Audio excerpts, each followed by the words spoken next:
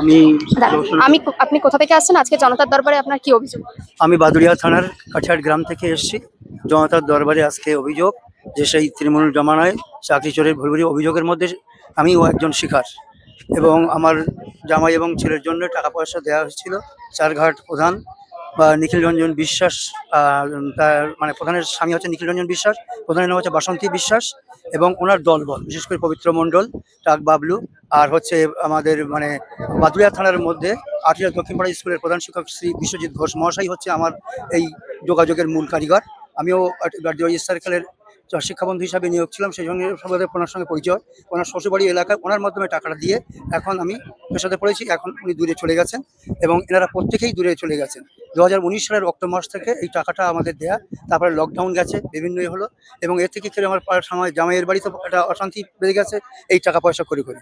যাই হোক, ছেলের ভবিষ্যৎ নষ্ট, তাই আমরা এই জনতার দরবারে এসেছি। মাননীয় মুখ্যমন্ত্রী শুভেন্দু অধিকারীর আজকে আমাদের অ্যাপয়েন্টমেন্ট আছে এবং ওনার সঙ্গে আমাদের সেই অ্যাপয়েন্টমেন্টে কথাবার্তা হবে এবং আগামী দিন আমরা যাতে সুবিচার পাই। বিগত সরকারের আমলে আমরা কোনো সুবিচার পাইনি। আমরা হাইকোর্টেও মামলা করেছি বা বিভিন্ন মামলা করেছি। আমাদের যে পূর্বতন যে মজার আলী, উনি প্রথমেই মামলা করেছিলেন।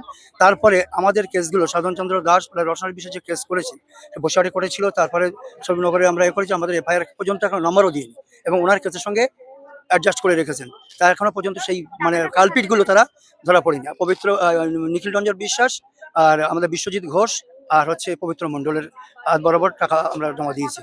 12.5 লক্ষ টাকা আমরা দিয়েছি এবং আমরা যে এখনো পর্যন্ত হ্যাঁ, এরা এরা হচ্ছে মানে চাকরির সঙ্গে যুক্ত, মানে দালালি করে, প্লাস চাকরি পাইয়ে দেওয়ার নাম করে এইরকম শতাধিক লোকের কাছ থেকে তারা টাকা আত্মসাৎ করেছে। তাই আমরা এই জনতার দরবারে এসেছি মাননীয় মুখ্যমন্ত্রীর কাছে অভিযোগ জানাতে, যাতে আমরা সুবিচার পাই। এইটাই আর কি আমাদের লক্ষ্য।